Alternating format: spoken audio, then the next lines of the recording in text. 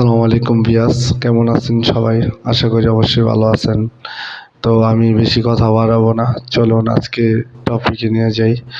হচ্ছে একটি লোককে নির্মমভাবে মারা, তাকে হস্তান্তর করা, এটা খুব অন্যায়, ঠিক আছে?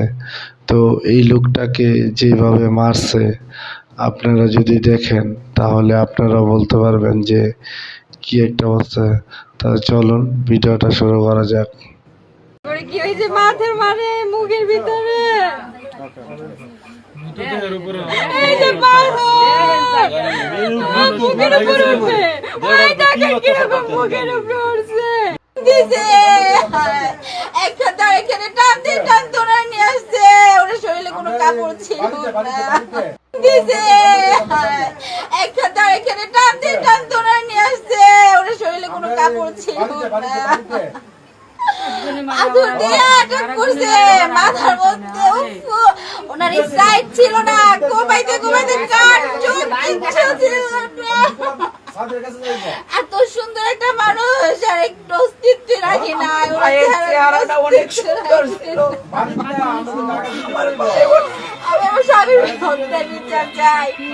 আমার সন্তানের যারা বাবারা করছে, আল্লাহ ওনার যদি এরকম ফাঁসি দেয়, ওনার যদি সন্তান বাবা চালায়, বিচার চাই, বিচার চাই।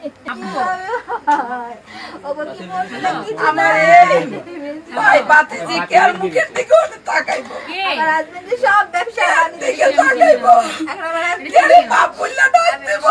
কিভাবে চলবো আমি জানি না।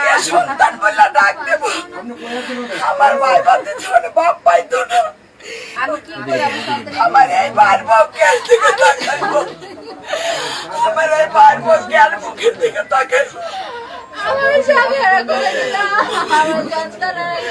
আপনার কাছে আমরা সূক্ষ্ম বিচার চাই, ফাঁসি চাই, আমার ভাইয়ের ফাঁসি, আমার ভাইয়ের ফাঁসির ফাঁসি। এমন পাথর দিয়া কেমনে মারলা?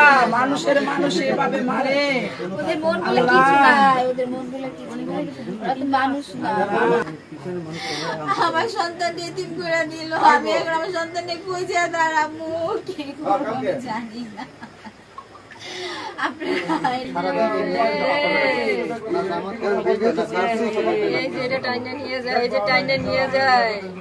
এরপরে কি হয়েছে? মাথার মারে মুখের ভিতরে মুখের উপরে